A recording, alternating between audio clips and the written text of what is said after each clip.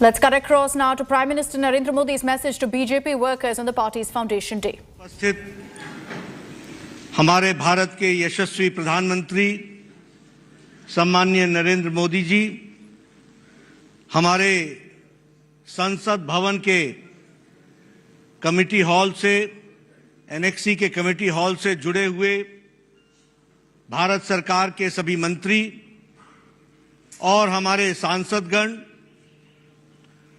और सभी प्रदेशों के कार्यकारिणी के सदस्य, सभी जिला के कार्यकारिणी के सदस्य, सभी मंडल के कार्यकारिणी के सदस्य और लगभग 15,732 मंडलों से जुड़े हुए हमारे कार्यकारिणी के सदस्य और लगभग 8 लाख से ज्यादा बूथ पर जुड़े हुए हमारे करोड़ों कार्यकर्ता बंधु, आज भारतीय जनता पार्टी का 42वां स्थापना दिवस है।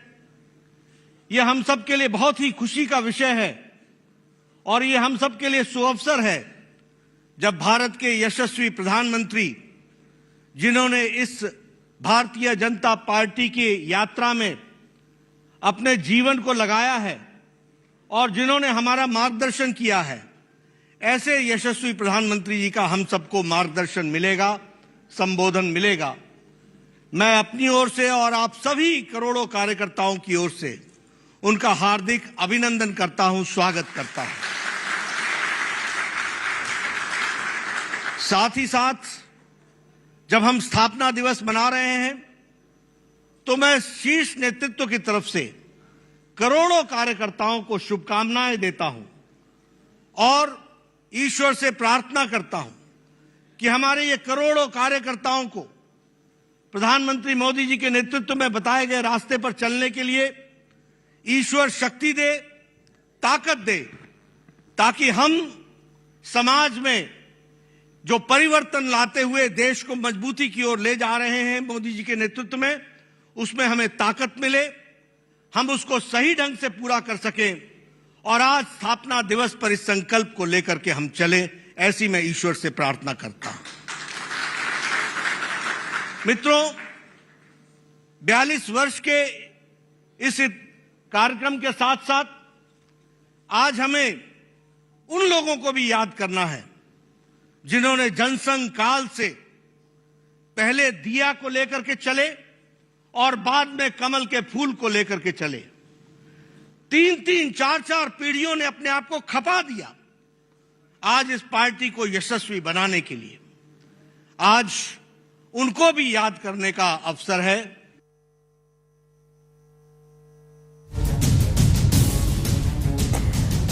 So that is the live interaction that's happening currently between Prime Minister Narendra Modi and BJP workers across the country. Let's cut across live again. ने बहुत उतार और चढ़ाव देखे। आज हम सब लोग बड़े सौभाग्यशाली हैं कि हमारे यशस्वी प्रधानमंत्री जी के नेतृत्व में पूर्ण बहुमत के साथ केंद्र में दूसरी बार सरकार स्थापित है। ये हम सबको देखने का सौभाग्य मिला।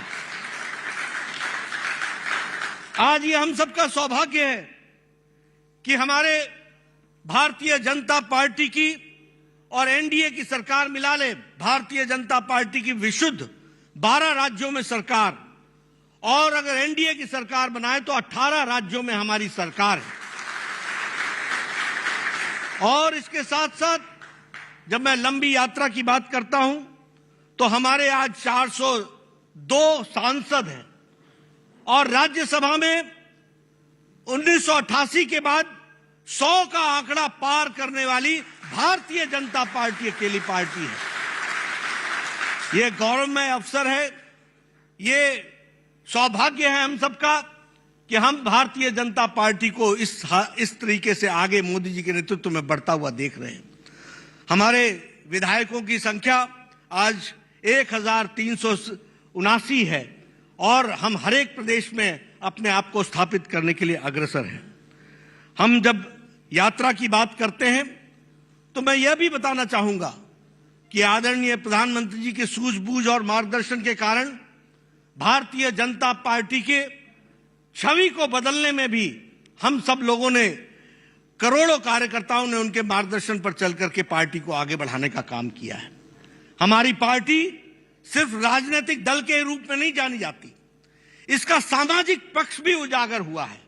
और कोरोना काल में करोड़ों कार्यकर्ताओं ने अपने आप को, करोड़ों लोगों को सेवा पहुंचाने के लिए सेवा ही संगठन के नाम पर काम किया और उसको आगे बढ़ाया है। हमारे विरोधी भी मानते हैं कि भारतीय जनता पार्टी ही एक अकेली पार्टी थी जिसने कोरोना काल में अपना काम करके इस बात को आगे बढ़ाया कि सेवा ही संगठन है और सेवा हमारा लक्ष्य है। इस बात को हम लोगों ने उजागर किया और समाज में ये स्थापित भी हुआ है। अगर हम बात करें तो आज आदरणीय प्रधानमंत्री जी के नेतृत्व में भारतीय जनता पार्टी की छवि में बहुत बड़ा अंतर आया है। अब भारतीय जनता पार्टी राष्ट्रीयता से ओतप्रोत तो थी, ये तो हमारा था ही विचार, लेकिन अब पार्टी की छवि ये गरीबों की पार्टी है, ये समाज के अंतिम पायदान पर खड़े व्यक्ति के लिए काम करने वाली पार्टी है, ये गरीबों के आंखों के आंसू को पोंछने वाली पार्टी है और उनको मजबूतीकरण करते हुए, सशक्तिकरण करते हुए, महिलाओं को, युवाओं को आगे बढ़ाते हुए देश को आगे बढ़ाने वाली पार्टी की छवि बनी है। अभी अभी जो नतीजे आए हैं, उन नतीजों ने मोदी जी के नीति पर, कार्यक्रम पर पूरी ताकत के साथ भारत की जनता ने मुहर लगाई है, यह भी हम सबको ध्यान में आता है। आज हमको आदरणीय प्रधानमंत्री जी का संबोधन मिलेगा और हम उनको विश्वास दिलाना चाहते हैं। आपके बीच में और उनके बीच में मैं ज्यादा समय नहीं रहूंगा, हमें उनका संबोधन मिलने वाला है, लेकिन मैं प्रधानमंत्री जी को और शीर्ष नेतृत्व को इस बात का विश्वास दिलाना चाहता हूं कि पार्टी आपके बताए रास्ते पर करोड़ों कार्यकर्ता पूरी लगन के साथ, पूरी तन्मयता के साथ और परिवर्तन लाने के लिए पूरी ताकत के साथ काम करेंगे, यह हम आपको विश्वास दिलाना चाहते हैं। आपने जो राजनीति की संस्कृति बदली है, आज सेवा की संस्कृति बनी है, आज जो प्रोएक्टिव गवर्नमेंट्स बनाई आपके नेतृत्व में चल रही हैं, जो प्रो रिस्पॉन्सिव गवर्नमेंट चल रही हैं, उसको ताकत प्रदान करना भारतीय जनता पार्टी के एक एक कार्यकर्ता की जिम्मेवारी होगी। इसलिए मैं आपको विश्वास दिलाता हूं कि पार्टी के कार्यकर्ता अथक प्रयास करके जो दिए गए लक्ष्य होंगे उनको हम पूरा करेंगे। और अंत में मैं सिर्फ एक ही बात कहूंगा, तेरा वैभव अमर रहे मां, हम दिन चार रहे ना रहे, इस मंत्र को लेकर के हमारे करोड़ों कार्यकर्ता चलेंगे। मैं आज के इस सुअवसर पर आदरणीय प्रधानमंत्री जी से निवेदन करूंगा कि वो हमारे करोड़ों कार्यकर्ताओं को जो बूथ स्तर तक आपके साथ डिजिटल माध्यम से जुड़े हैं, उनको आप संबोधित करें और उनको आप मार्गदर्शन करें। उनके लिए मैं आपको पुनः आमंत्रित करता हूं।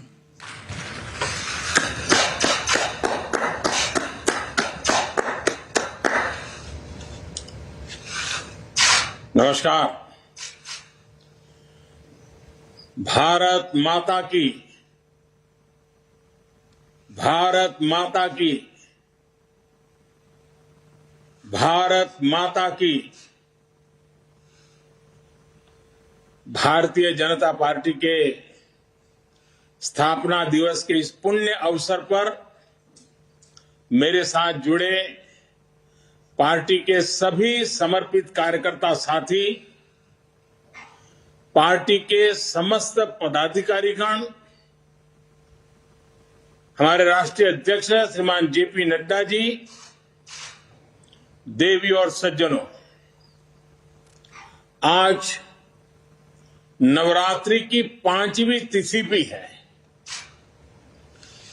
आज के दिन हम सभी मां स्कंद माता की पूजा करते हैं और हम सब ने देखा है मां स्कंद माता कमल के आसन पर विराजमान रहती हैं और अपने दोनों हाथों में कमल का फूल थामे रहती है। मेरी प्रार्थना है कि मां स्कंद माता का आशीर्वाद देशवासियों पर, भारतीय जनता पार्टी के प्रत्येक कर्मठ कार्यकर्ता पर, प्रत्येक सदस्य पर हमेशा बना रहे। मैं देश और दुनिया भर में फैले भाजपा के प्रत्येक सदस्य को बहुत बहुत शुभकामनाएं देता हूं। कश्मीर से कन्याकुमारी, कच्छ से कोहिमा तक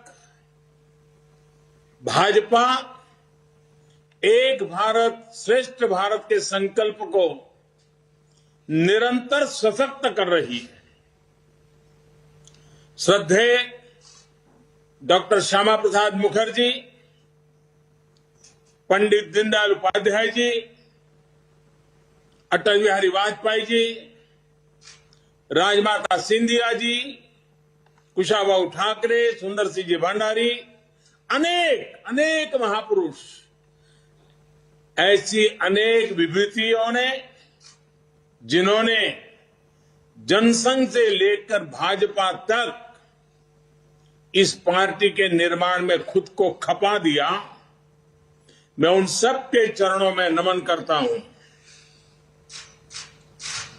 साथियों, इस बार का स्थापना दिवस 3 वजहों से बहुत महत्वपूर्ण हो गया है। पहला कारण है कि इस समय हम देश की आजादी के 75 वर्ष का पर्व मना रहे हैं, आजादी का अमृत महोत्सव मना रहे हैं। ये प्रेरणा का बहुत बड़ा अवसर है। दूसरा कारण है तेजी से बदलती हुई वैश्विक परिस्थितियां, बदलता हुआ ग्लोबल ऑर्डर। इसमें भारत के लिए लगातार नई संभावनाएं बन रही है। तीसरा कारण भी उतना ही अहम है।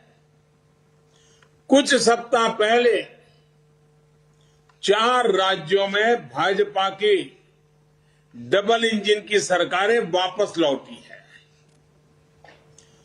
3 दशकों के बाद राज्यसभा में किसी पार्टी के सदस्यों की संख्या 100 तक पहुंची है। यानी वैश्विक दृष्टिकोण से देखें या राष्ट्रीय दृष्टिकोण से देखें, भाजपा का दायित्व, भाजपा के प्रत्येक कार्यकर्ता का दायित्व लगातार बढ़ रहा है। इसलिए भाजपा का प्रत्येक कार्यकर्ता देश के सपनों का प्रतिनिधि है, देश के संकल्पों का प्रतिनिधि है। इस अमृत काल में भारत की सोच आत्मनिर्भरता की है, लोकल को ग्लोबल बनाने की है, सामाजिक न्याय की है, समरसता की है। इन्हीं संकल्पों को लेकर एक विचार बीज के रूप में हमारी पार्टी की स्थापना हुई थी। इसलिए ये अमृतकाल भाजपा के हर एक कार्यकर्ता के लिए कर्तव्य काल है। हमें देश के संकल्पों के साथ निरंतर जुड़े रहना है, उनके लिए जीना है, उनके लिए जूझना है, देश के लिए खुद को खपा देना है। साथियों, एक समय था जब लोगों ने यह मान लिया था कि सरकार किसी भी आए, लेकिन देश का कुछ नहीं हो पाएगा, निराशा ही निराशा थी। आज देश का एक एक जन गर्व से यह कह रहा है कि देश बदल रहा है, तेजी से आगे बढ़ रहा है। आज दुनिया के सामने एक ऐसा भारत है जो बिना किसी डर या दबाव के अपने हितों के लिए अड़िग रहता है।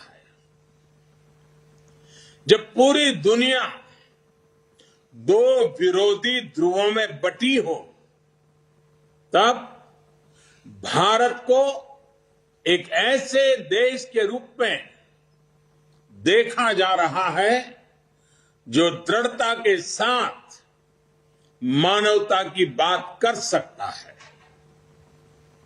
हमारी सरकार राष्ट्रीय हितों को सर्वोपरि रखते हुए काम कर रही है। आज देश के पास नीतियां भी है, नियत भी है।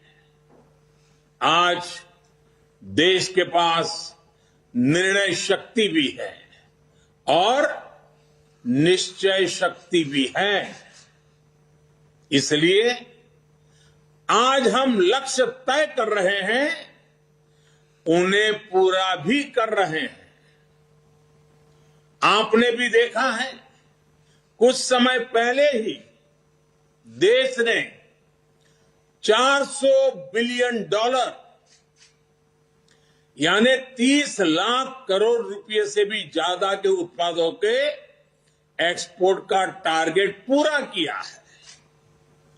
कोरोना के इस समय में इतना बड़ा लक्ष्य हासिल करना भारत के सामर्थ्य को दिखाता है। कोरोना के खिलाफ लड़ाई को भारत अपने संसाधनों से लड़ रहा है, लगातार जीतने का प्रयास कर रहा है। आज भारत 180 करोड़ से ज्यादा वैक्सीन डोज देने वाला देश है। आज पूरी दुनिया देख रही है कि इतने मुश्किल समय में भारत 80 करोड़ गरीबों, वंचितों को मुफ्त राशन दे रहा है। 100 साल के इस सबसे बड़े संकट में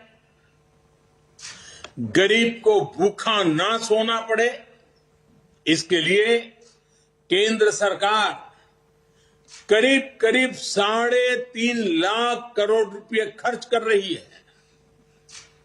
बीते वर्षों में देश ने ये देखा कि जिस तरह अपने नागरिकों का जीवन आसान बनाना भाजपा सरकारों की, डबल इंजन की सरकारों की प्राथमिकता रही है। गरीबों को पक्के घर से लेकर शौचालय के निर्माण तक, आयुष्मान भारत योजना से लेकर उज्ज्वला तक, हर घर जल से लेकर हर गरीब को बैंक खाते तक, ऐसे कितने ही काम हुए हैं जिनकी चर्चा अगर मैं करना शुरू करूं तो शायद कई घंटे निकल जाएंगे। सबका साथ, सबका विकास के मंत्र के साथ हम सबका विश्वास प्राप्त कर रहे हैं। देश के विकास के लिए दिन रात मेहनत कर रहे हैं। साथियों, आजादी के इस अमृत काल में हमने सेचुरेशन यानी जन कल्याण की हर योजना को 100% लाभार्थियों तक पहुंचाने का जो संकल्प लिया है, ये संकल्प अपने आप में बहुत विराट है। सेचुरेशन तक पहुंचने के इस अभियान का मतलब है भेदभाव की सारी गुंजाइश को खत्म करना,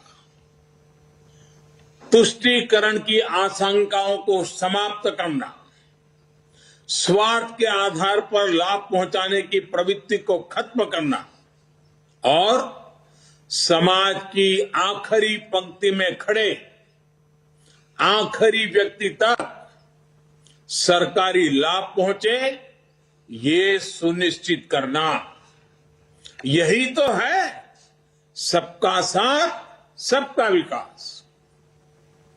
जब सरकारी मशीनरी का लक्ष्य हर पात्र व्यक्ति तक पहुंचने का हो, तो फिर पक्षपात, भेदभाव टिक ही नहीं सकता। इसलिए हमारा ये सेवा भाव अभियान सोशल जस्टिस, सामाजिक न्याय का बहुत बड़ा माध्यम है। भाजपा के प्रत्येक कार्यकर्ता को ये संदेश लेकर घर घर जाना है, सबको जागरूक करना है। साथियों, हमारे देश में दशकों तक कुछ राजनीतिक दलों ने सिर्फ वोट बैंक की राजनीति की। कुछ लोगों को ही वायदे करो, ज्यादातर लोगों को तरसा कर रखो। भेदभाव, भ्रष्टाचार, ये सब वोट बैंक की राजनीति का साइड इफेक्ट था। लेकिन भाजपा ने इस वोट बैंक की राजनीति को न सिर्फ टक्कर दी है, बल्कि इसके नुकसान देशवासियों को समझाने में भी सफल रही है। भाजपा की नेक नियत, नेक इरादों से किए जा रहे कार्य, उसे इसलिए जनता से भरपूर आशीर्वाद मिल रहा है। आज देश में ऐसी सरकार है जिसकी वैचारिक निष्ठा अंत्योदय में है। गरीबों, दलितों, पिछड़ों, महिलाओं के हितों के लिए, उनके उत्थान के लिए काम करना, ये हमारी पार्टी के मूल संस्कार है। इसलिए आज दलितों, पिछड़ों, आदिवासियों, किसानों, नौजवानों के साथ ही जिस तरह महिलाएं भाजपा के पक्ष में मजबूती से खड़ी हुई है, वो अपने आप में एक नए युग की ताकत का प्रतिबिंब है। पिछले कई चुनावों में हमने लगातार देखा है, भाजपा का विजय तिलक करने के लिए सबसे आगे हमारी माताएं बहनें आती हैं। ये केवल एक चुनावी घटना भर नहीं है, एक ऐसा सामाजिक और राष्ट्रीय जागरण है जिसका इतिहास में विश्लेषण किया जाएगा। देश ने महिलाओं को नए अधिकार दिए, सुशासन और कड़े कानूनों से उनमें सुरक्षा का भाव पैदा किया। महिलाओं के स्वास्थ्य की चिंता से लेकर उनकी रसोई की चिंता, गैस, बिजली, राशन की चिंता, इनके जरिए देश ने उनका जीवन बदला है। आज देश की नारी शक्ति के भीतर जो आत्मविश्वास पैदा हुआ है, आर्थिक फैसलों में उनकी जो सहभागिता बढ़ी है, वो भारत के भविष्य को दिशा दे रही है। देश के विकास में महिलाओं की भागीदारी बढ़े, उनकी सक्रियता बढ़े, ये विश्वास बढ़े, ये हमारा बहुत बड़ा दायित्व है। साथियों, हमारे लिए राजनीति और राष्ट्रनीति साथ साथ चलते हैं। हम राष्ट्र नीति से राजनीति को अलग कर करके चलने वाले लोग नहीं हैं, लेकिन ये भी सच्चाई है कि अभी भी देश में दो तरह की राजनीति चल रही है। एक राजनीति है परिवार भक्ति की और दूसरी है राष्ट्र भक्ति की। केंद्रीय स्तर पर अलग अलग राज्यों में हमारे यहां कुछ राजनीतिक दल है जो सिर्फ और सिर्फ अपने अपने परिवार के हितों के लिए काम करते हैं। परिवारवादी सरकारों में परिवार के सदस्यों का स्थानीय निकाय से लेकर संसद तक में दबदबा रहता है। ये लोग भले ही अलग अलग राज्यों में हो, लेकिन परिवारवाद के तार से जुड़े रहते हैं। एक दूसरे के भ्रष्टाचार को ढककर रखते हैं।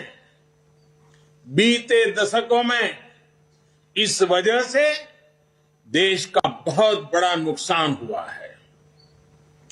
इन परिवारवादी पार्टियों ने देश के युवाओं को भी कभी आगे नहीं बढ़ने दिया। उनके साथ हमेशा विश्वासघात किया है और आज हमें गर्व होना चाहिए कि आज भाजपा ही इकलौती पार्टी है जो इस चुनौती से देश को सजग कर रही है, सतर्क कर रही है। पहली बार भाजपा ने ही इसके खिलाफ बोलना शुरू किया और इसे चुनावी मुद्दा भी बनाया।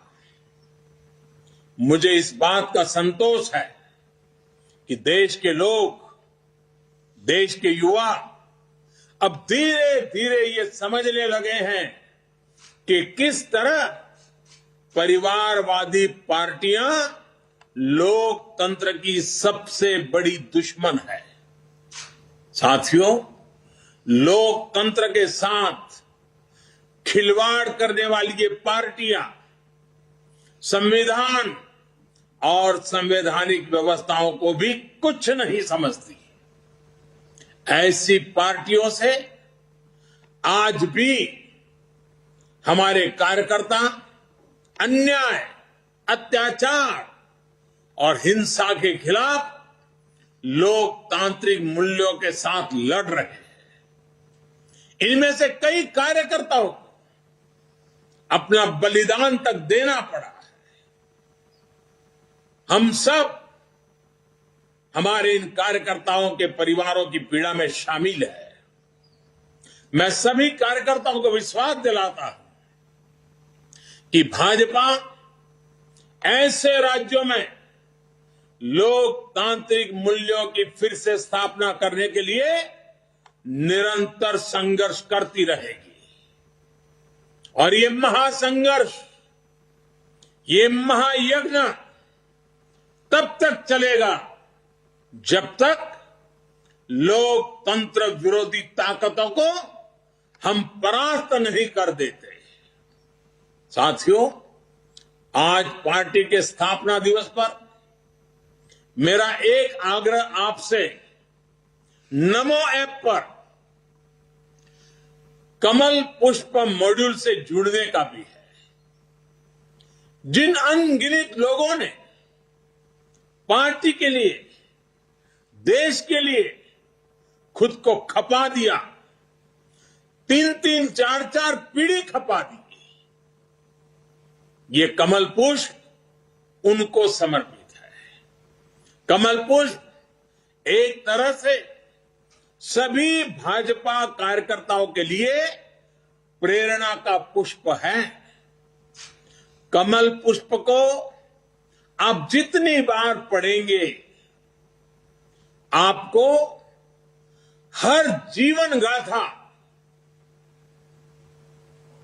एक से बढ़कर एक जीवन गाथा, उससे नई ऊर्जा मिलेगी, मार्गदर्शन मिलेगा।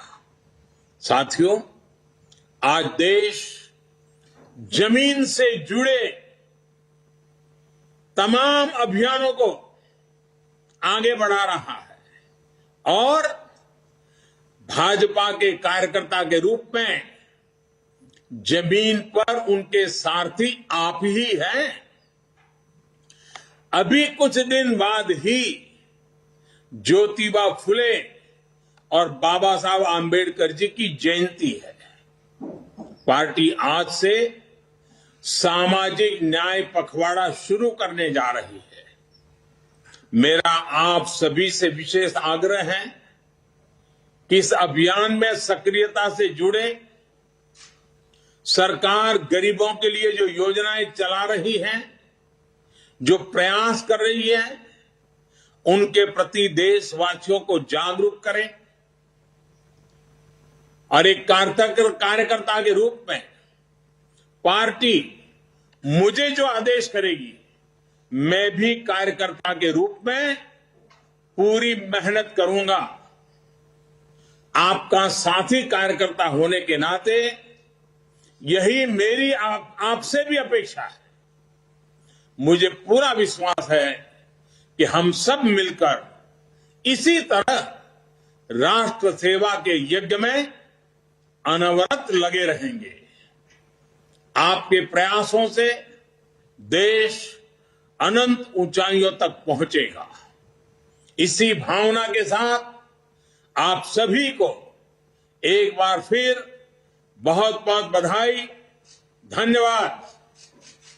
देश भर के सभी कार्यकर्ताओं से निवेदन करूंगा अपने स्थान पे खड़े होकर। It's the Prime Minister's address there for the BJP Foundation Day to BJP workers across the country. Prime Minister Narendra Modi, while essentially setting out what exactly BJP workers should be working for across the country, also lashing out at the opposition, at dynasts, saying that we must ensure that we take them on in every state of the country and that they will continue as a party to fighting dynastic politics as well. So big message that's going across from Prime Minister Narendra Modi. This is being telecast at almost all BJP offices across the country and kicks off essentially a 14-day celebration for the Bharatiya Janata Party on the occasion of their Foundation Day. So Prime Minister Narendra Modi in that speech also laying out a message for all the Karyakartas of the Bharatiya Janata Party, saying that the way they performed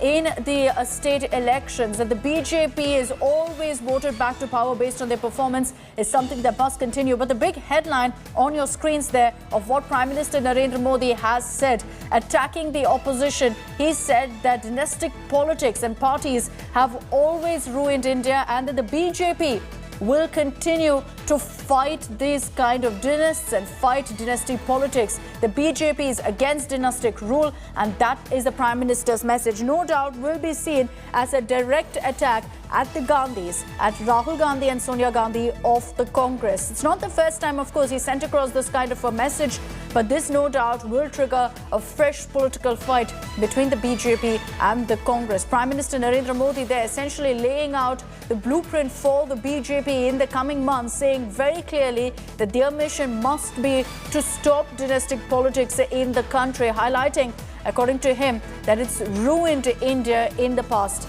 and we must no longer allow it. So the Prime Minister's message there to BJP workers across the country, also talking largely about Seva, saying that it is because of the BJP's performance in states that they've been elected to power, that they've been brought back to power, referring essentially to the recent state elections where the BJP won in 4 out of the 5 states. The Prime Minister saying that the reason for that is because of the BJP's performance in these states, and wherever they've performed, wherever they've been voted to power, they've always been re-elected back. Let's take this across to Amit Bharadwaj. He's joining us live from the BJP headquarters in Delhi. Amit, good morning. The Prime Minister there just ended his speech. Many takeaways for the BJP workers on the occasion of their Foundation Day. But something that no doubt is going to go on to become a big headline and a big political talking point is his mention of dynastic politics and saying that the BJP will continue to fight that. Absolutely right, Akshata. You know, it's a big day for the BJP Karyakartas, be it the MPs, ministers or the ground level Karyakartas. And Prime Minister's address today was actually a message for everyone from top of the party's leadership to the bottom, very bottom of the BJP Karyakarta who work at the booth level. And what needs to be taken away from here is that Prime Minister is not only mentioning the fact that the BJP has been winning states which were expected or which was said to be, completely unfavorable ground for the BJP. But he also mentioned that the struggle for strengthening the party and expanding the party must go on. And do note, Akshata, that today in the address, Prime Minister Narendra Modi also continued to attack the Parivarvad. His attack was, without naming, his attack was on the Congress party, the leadership of the Congress party and all the regional parties which are based on a family or a cult leadership. Where he says that there are two kinds of politics in the country right now. One is of Parivar Niti, which follows the Parivarvad, and the other is of the Rashtra Bhakti. And the BJP is a party which follows the Rashtra Bhakti model, for which the ideology is Rashtra Prem, nationalism. Okay. Next thing that he also pointed out was for these parties which follow a family legacy, they have been covering up each other's corruption cases and have been supporting each other irrespective of where these parties were in power or are strong. Okay.